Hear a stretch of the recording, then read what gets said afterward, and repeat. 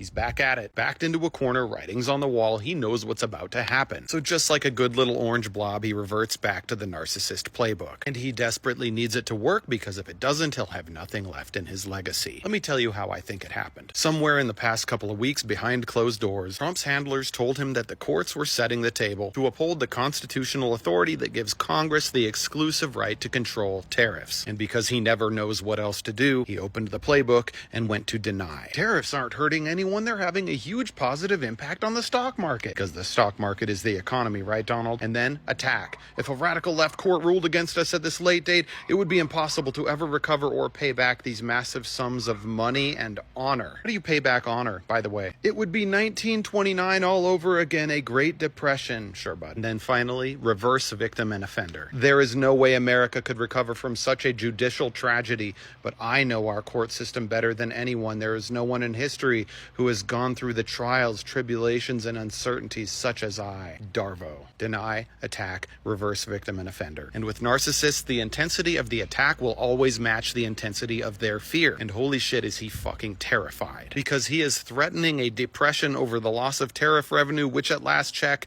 accounted for 2.7% of federal revenue this year. That's compared to 50% for personal income taxes alone. I know Donald doesn't know this, but depressions don't happen because of lost tariff revenue. The last depression happened because of the Gilded Age from the late 1800s to the early 1900s, when billionaires danced in golden ballrooms while the working class lost everything. Due to the lack of labor laws, the lack of consumer protections, insanely reckless behavior by the investor class, and perhaps most critically to the middle class, absolutely zero insurance of deposits at banks. That is what led to the stock market crash, which was then turned into a long, brutal depression because of the Smoot-Hawley Tariff Act of 1930, which was signed by Herbert Hoover, who happens to be very unironically the only president since 1900 to lose more jobs than he gained, until Donald Trump. And critically, all of this was rectified by FDR and his New Deal policies, then reinforced by the Democratic Congress, which dominated the entire middle of the 20th century. Progressives are the ones who put Medicaid, Medicare, FDIC, and Social Security all in place, which along with labor unions contributed to the 20th century middle class that was the envy of the world. And all of which is currently under attack by Trump and Doge as they continue to carry out Project 2025. So back to the point, not only will repealing Donald Trump's tariffs not cause a depression, it might be the only way to avoid one. So to the appeals courts, the Supreme Court, and to you, my beloved community, reject Darvo, reject Trump, and protect this goddamn country from that monster so we can save it for ourselves. How have we all missed this? They've blown all the whistles, but in the chaos, we've forgotten there's a name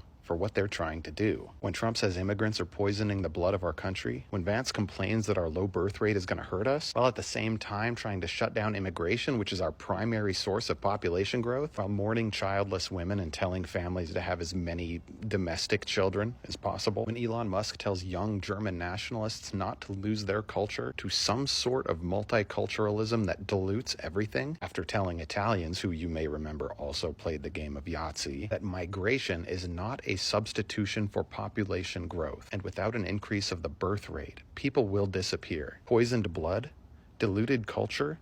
Fear that your people will disappear? We've seen their favorite kinds of people, we've seen their salutes, and now we hear their shared language. With these three men working together, it's pretty clear that a new game of Yahtzee has begun, and they're playing with the original rule book. But we missed one key rule. In fact, it's not even a rule, it's how you win the game of Yahtzee. It's the entire reason the game was created in the first place. They just never got to that point because we cut the game short. They don't win Yahtzee by getting rid of the people they don't like, they win Yahtzee by replacing them with people they do like. And there's a name for this process.